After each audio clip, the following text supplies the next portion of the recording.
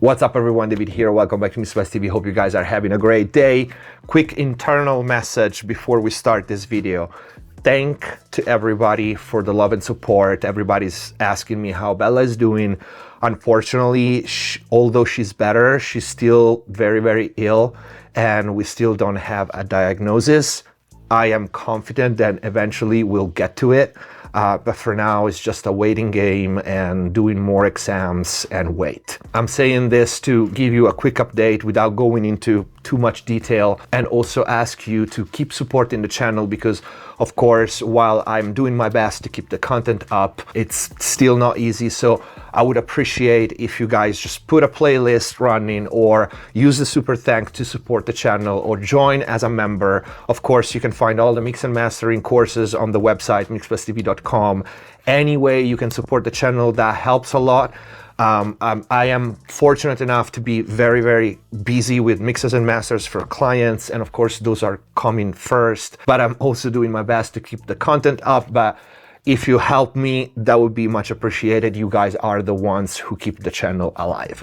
With that said, let's get to the video. What are we doing today? As you know, if you follow me, especially if you follow MixPlusTV on Instagram, I have now a second mastering converter, the Burl ADC B2 Bomber, in addition to my trusty Dangerous AD+. So no, I did not swap, I just added the Burl to my setup. The reason, of course, is self-explanatory. I love the AD+ as being my capturing converter for both mixing and mastering for years. It's super transparent, super detailed, love it to death. I added the Burl because besides being loved by many of my friends, engineers that I respect, it's kind of completely the opposite. It's known for being colored, has a transformers in it, you can push it, you can drive it, it's stick, completely different from the AD+. And yes, I'll be doing a video comparison. I got so many questions from you guys, which one you like the best, how much different they are, and so on. Actually, I'm gonna be filming that video right after this one. But in this one, I'm gonna show you something that you probably already saw, especially if you follow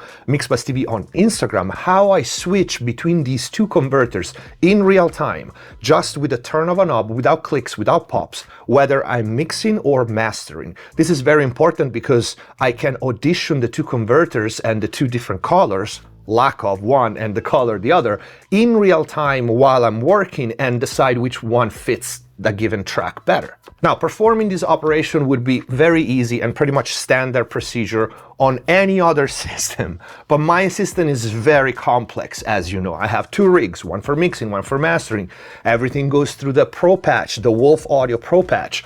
I have over 80 channels of analog. Long story short, I ran out of ports, digital, and I ran out of channels on the Pro Patch. So for me, this was hard to do without expanding even more my system, which I really didn't want to do, just to switch between the two converters. So I wanted to find an easy way to do it, and it took me a couple of days, but I finally managed. So I'm gonna show you that in case someone wants to set up a system like mine or similar, and maybe someone has the same problem that I had. So first of all, let me show you how it works. All right, here are our two converters. We have the Dangerous AD+ right here and the Bomber B2 right here. And you can see on the side of the rack, by the way, I'm very proud of this because I Velcroed this to the side of the rack. There is my analog switch, and this is how it works. You will see the levels going into one converter and the other. So if I'm playing a mix and I'm working, right now this mix is going through the Burl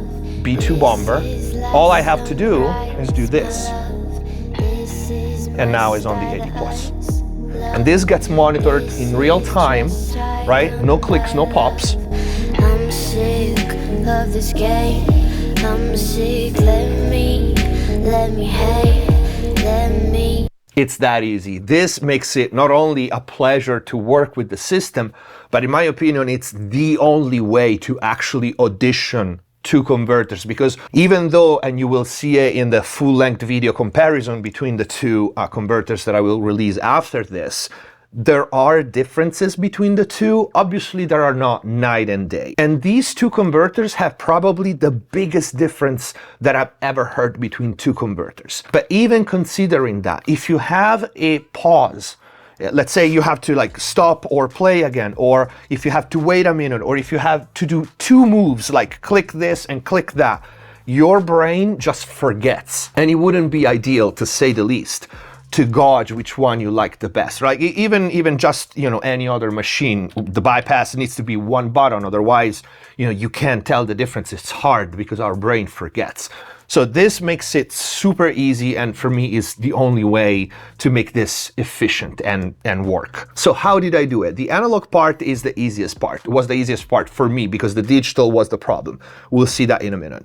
You need to take your mix output, right? Or your mastering output, whatever usually goes into your main converter. In my case, it was the Dangerous AD+.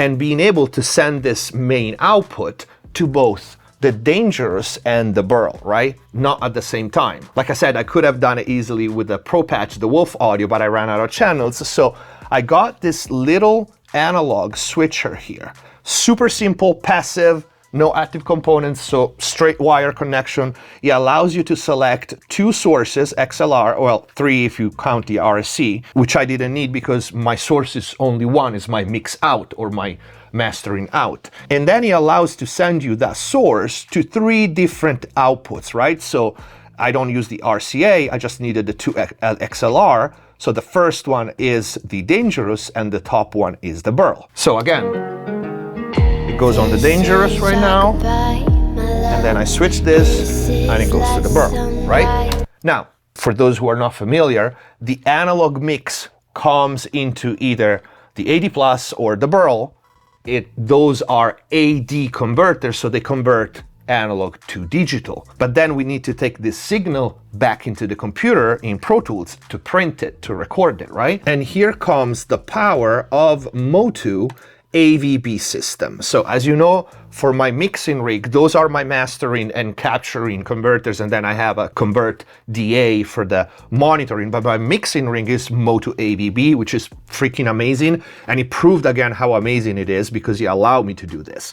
So as you can see, I have 1, 2, 3, 4, 5 MOTU AVB interfaces, right? And one of them is connected to the computer. This is what carries the digital signal coming from the converters into the computer, into Pro Tools, right? Now, the beauty of this system, you can see that I have 2 optical inputs, an optical A and an optical B. The Dangerous was already connected to the optical B, right? So I had an optical A available. The problem is that the Dangerous outputs in 2-channel ADAT, and the Burl outputs in Toslink. And I was like, I am effed. I wasn't, because MOTU allows me to set one of the ports, the optical A, you can see it here, either ADAT or Toslink. So all I had to do, almost all I had to do, is to switch to Toslink so that the Burl and the MOTU could communicate and carry the digital signal into Pro Tools. My other thing is, I can switch this and change converters, right? But then how do I set it so that I don't have to touch anything else inside my routing page, and I can hear whatever is coming from either of the 2 converters in real time without coming here and switching the routing, right? So this was also possible because of the amazing routing that AVB gives you. So basically what I've done is I opened the mixing page. You can see it here at the bottom, Burl left and right, Dangerous left and right, okay? These 4 channels here. And they are ADAT right here, Burl, and then Dangerous, right? So usually these 2 would go in these 2 channels. When I only had the Dangerous, these dots here, these squares, they would continue because that was my only converter. But now I had to add another stereo pair. And so I created a mixing page where, see, I'm sending Burl left and right, Dangerous left and right, in these 4 internal channels of the AVB system. And then at the routing page right here, I have my 4 channels, Burl and Dangerous. And then here in the main mix output, I am now connecting my mix output, since I don't have anything else in that mix, on my main left and right. This worked perfectly because the signal will always and only come from one converter at a time. It is impossible that the signal comes from both, because the only way to engage one or the other is to disengage the first one, the previous, right? So if we play, and you can see the little dots here will light up, the blue dots will light up. You can see now the mix is playing and it shows the blue dots, the signal is here on the dangerous, the signal is here on the dangerous, right? It goes on the main mix right here and main mix left and right. When I switch this and I go to the burl, keep your eyes here, it simply switches to the other.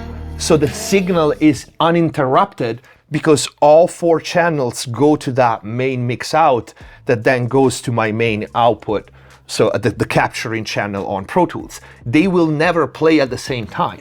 So there's no clicks, there's no pops, and it's just one click away. And that's how I can audition both my converters in one switch of a knob. This thing is totally passive, of course, so the signal is just like a straight wire, and it's actually not even expensive, so this was a great move. But yeah, this is how I managed to do the switch between the converters. Thanks to the AVB system, is an amazing system. You could do crazy thing. This is it. This is the video. I posted, like I said, a clip on Instagram. A lot of people were curious.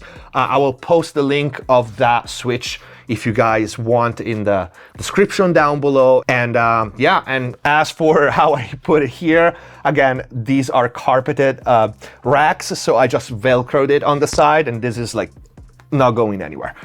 And this is it for the video. If you liked it, please don't forget to leave a like. If you have questions, leave them in the comment down below. And please consider supporting the channel. You guys are the ones who keep the channel alive. Whether you can use the super thanks, you can sign up as a member. There are obviously mix and mastering courses on the website. In there, you can also book mix consultation and so on.